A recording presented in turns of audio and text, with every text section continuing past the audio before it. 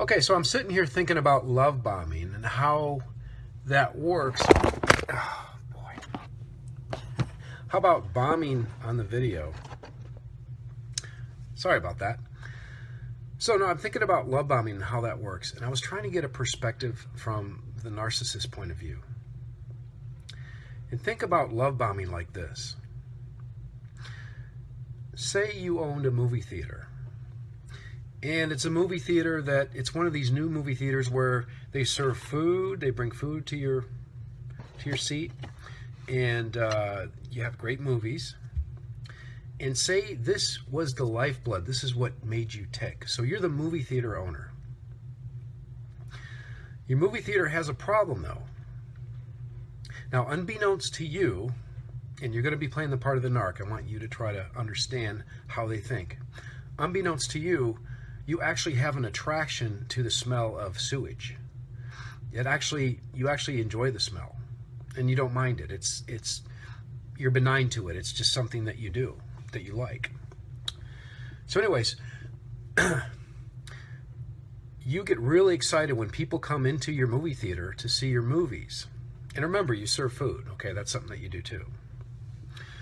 So you've got this movie theater. You've got a big premiere night. You're going to open it up, and people come in and they go and sit in your movie. They walk in, they get their seats, they get their tickets, they get their seats, they go sit down, and they're watching the movie.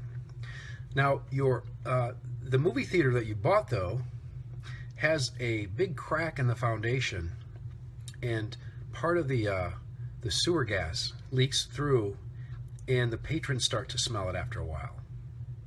Now, you don't know that when you first bought this theater, but you've had this theater for about you've had the theater for 20 years now, okay?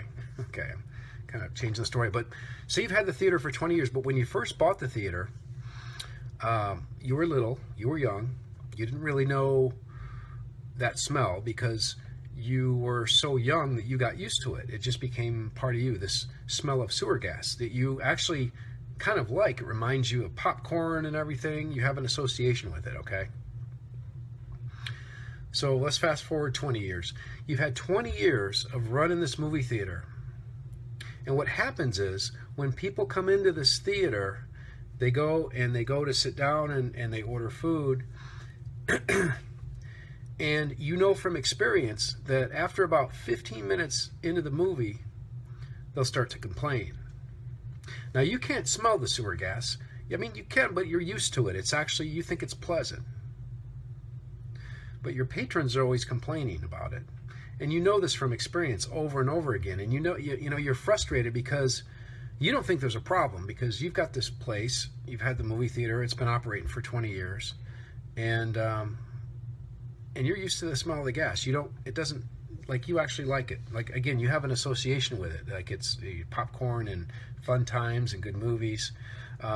So today's Thursday, just a normal day, but you have a patron comes in, they buy a ticket, you greet them and you say, hey, thanks for coming to our movie theater. Can I get you a Coke? Can I get you some popcorn? Oh, hey, you know what? Today I'm going to give you all the popcorn you want to eat for free. I won't even charge you. In fact, I'll give you a Coke. You want Coke? You want vanilla in your Coke? We got a machine here that does vanilla. I'm going to take care of you. You know what? I'm going to get you the best seat in the house. I'm going to put you right here, smack in the middle. It's a reclining seat. We put these recliners in. I'm going to take care of you. You're going to have the best experience of this theater. You're going to have the best experience in a theater you've ever had before because you're in my theater. And the patron's all excited. Oh, this is great. This is awesome, you know. So the patron comes in there and they sit down and they recline in the seats and everything. And it's just a great experience, right? And about 15 minutes in the movie, you're standing back there by the door. You're watching the patron, and they're eating the popcorn, enjoying the movie. And you know what you're waiting for? You're waiting for them to have that first smell, that, where the patron goes, there's something weird going on here. So you're standing by the door, and sure enough, actually about 18 minutes this time, that patron's like, hey, do you smell something in here, sir? And, oh, no, it's nothing. We've been, You know, they're doing some construction right now, but yeah, it's nothing. You know, nothing to worry about or anything. Just enjoy your movie. Yeah, you want some more popcorn? Hey, I'll get you some more. Hey, we've got some candy. We got Reese's Pieces here. You like Reese's? Or you like M&Ms? Hey, maybe you like M&Ms better. I'll get you those. Oh yeah, thanks. Yeah, sure, thanks. Yeah, this is a nice theater. It's a really nice theater. Really, thank you for taking care of me. Oh, hey, anything for you. Anything for you. Just go watch the movie again, okay? Okay. So you're standing back there, and you know, it's been 20 years, and it's always the same thing. They come in here, they watch the movie, and then they start complaining. About what? It's just a little smell. I mean, it's no big deal. I'm used to the smell. I can't, you know. This is my theater. I've been doing this for 20 years. Pretty soon, 20 minutes later, you know, you got any nose plugs or anything? You know, nose plugs? What do you need nose plugs for? This is a great movie. Look, tell you what, I'm going to get you somebody to massage your feet. How about I've got my friend, he'll massage you, he'll take care of you. You'll get your feet massaged and everything. Oh, hey, that'd be great. That'd be great. So what you're trying to do is distract the patron from what's the real issue is, and that this theater's rotten inside. I mean, it's like smells really bad. Okay, because every once in a while that gas comes through, right? And so, the patron's like, you know, it's about another hour. It's about an hour into the movie. The movie's a little bit more than halfway done. And your whole thing is, you know, if you can keep them through the movie, that's great. You've got somebody that you'll have come back again. You know, they'll come back to the theater.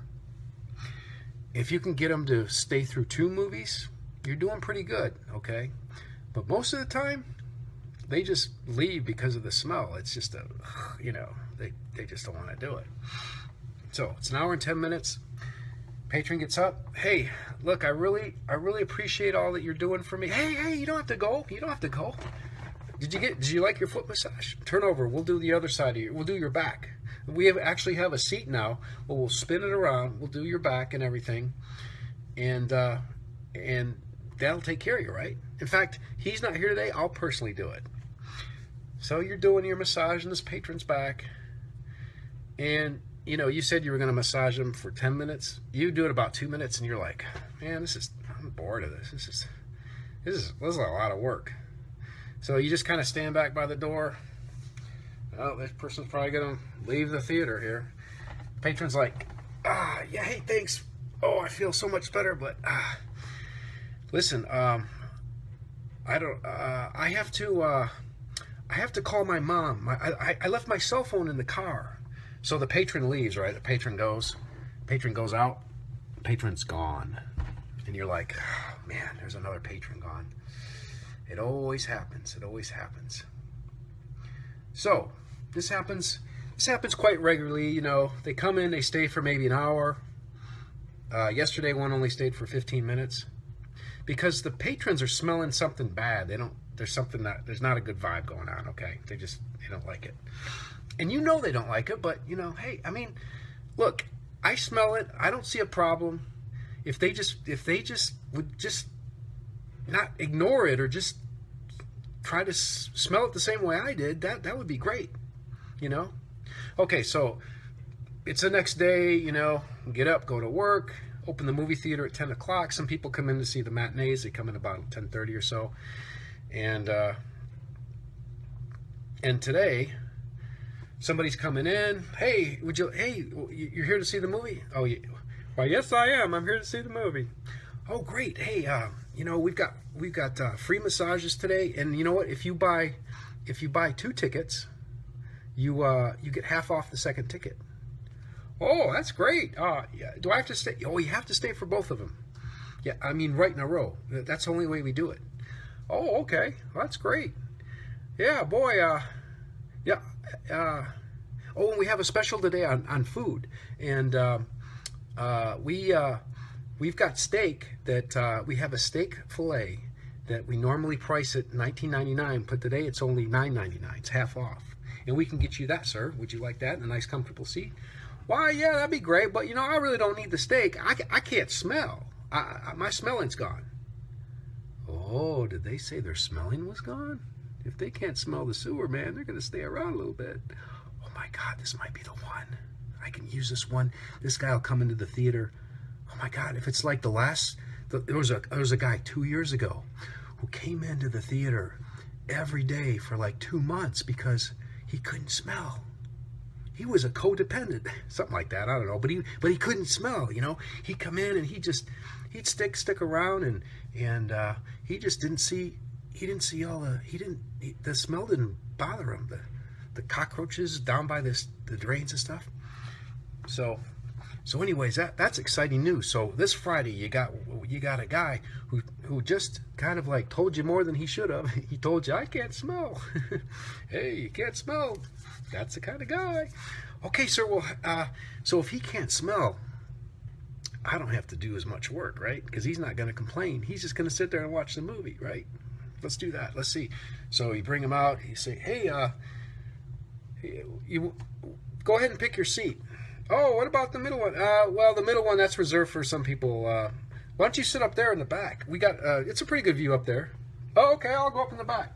So the guy goes up in the back. Has a little bit hard time viewing, but he's okay, you know. Hey, about that steak special? Oh, well, that steak special, you know, we ran out of steak. So we've got chicken, though, and chicken's only $9.99. Oh, okay. Well, if it's good food, you know. So the guy in the back, you know, he's eating the chicken, and he enjoys the movie, and so and he got the double feature, right? So he's there for the second movie, and so he's sticking around, and you're over here like, oh my God, this guy's sticking around. This is a patron who's going to keep paying and paying and paying. I'm going to be able to keep this guy in the theater because he doesn't smell my stink.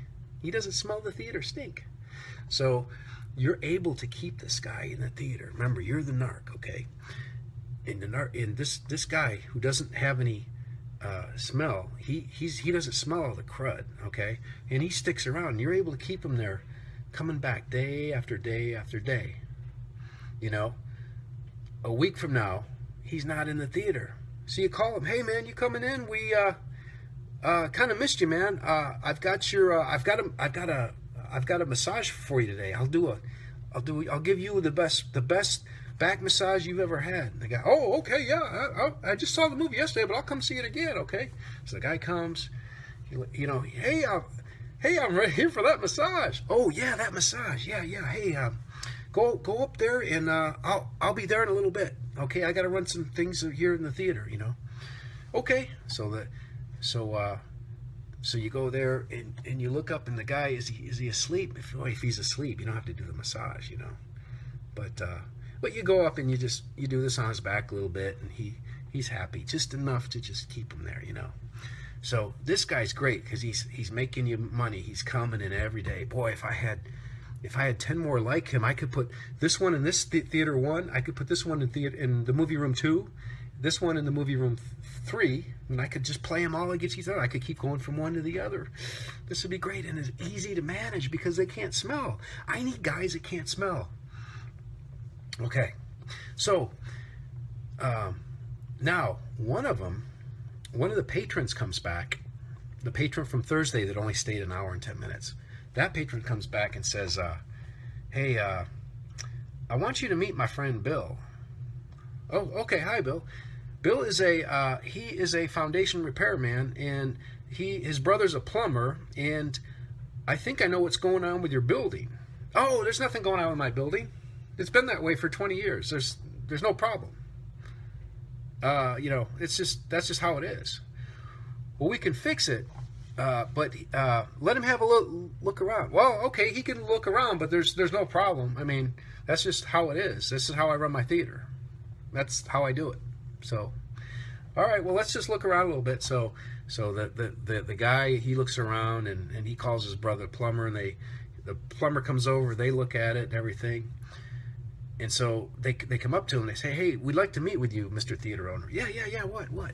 So okay, here's what it looks like. Your foundation's got a big crack in it, and we can probably fix it, but it's gonna take about 50 grand, and it's gonna take us probably about a year, maybe 2 years to really work on it and get it to where it's back to normal. But you wouldn't be losing patrons. You'd have more patrons that would stay in there. No, I can't do that. No, that's way too expensive. Oh, and the other thing is, just to tell you, once we start doing the work, we may lose the building. In fact, this building is so old that if we do it, it's got so many holes and stuff in under the ground and stuff. It's kind of permanent. So if we do it, there's a chance that that this building will come down, and you won't have your own building. You'll have to move to a new building next door. You'll have to be more empathetic. Okay, so you have to move. Okay. Wow. No. No. Everything's fine. I'm perfect the way I am. I'm doing it this way. I've been doing it this way for years. I go up and I tell people I massage them and I give them a little rub on their shoulder. It's fine. Okay. So the moral of the story is, the point of the story is, you as the theater owner are the narc, and this is what goes on in a narc's head when they do the love bombing. They know from past experience that it always ends. The relationship always ends because they've had that experience. The people come in, they leave. The people come in, they leave early on. They never stay. They never stick around. And why is that? Because what the narc is trying to do is he's trying to find somebody that doesn't have any smell. He's trying to find a codependent that doesn't have any boundaries. That's the one they want because they can keep them there the longest. They want them to watch that movie. They want them to see that script that's already on the wall. That's the movie. They want them to get immersed in that illusion that's on the wall. That's how the narc does it. That's how they but see, they have to love bomb. They have to give you free popcorn. They have to get you in the theater and keep you in the theater until you start to smell the rotten stuff, right? So I had this example in my head and I wanted to share it with you guys because I thought how fun. And just think how frustrating it is for the narc. I mean, don't feel sorry for him, but just think how frustrating it is because after a while, people catch on to them. And they're wondering like, that's why they have to test, right? They're always testing. You know, why didn't you text me yesterday? I didn't hear from you. Where are you? They want to know where you are. If you start smelling the gas, if you start smelling the gas, they got a plan for you. They're going to go out and they're going to bring you more popcorn. They're going to give you a foot massage. They're going to love bomb you until, this is another one I didn't talk about yet, until you've been in the theater so long that you don't notice the smell anymore. You're used to it. Kind of like they are. Except they're not only used to that smell, they actually kind of like it. They have an association with it that's more positive. So if they can keep you in that theater, but especially if you don't have any sense of smelling. Like, there's a friend of mine, she lost her sense of smell, and she can't smell any food. She's kind of tiny too, because she's not into food, right? She doesn't do anything for her. So that's what they want. They want somebody that can't smell. They want somebody that is blind to that, if you will.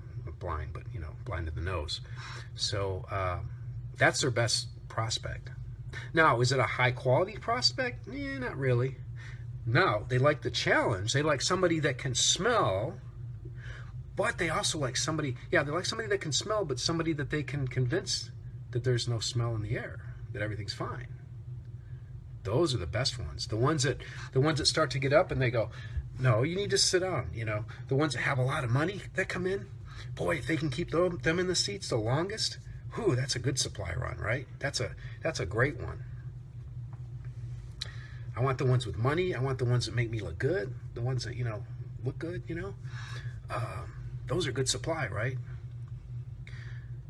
If I can get one that's money, here's a trifecta.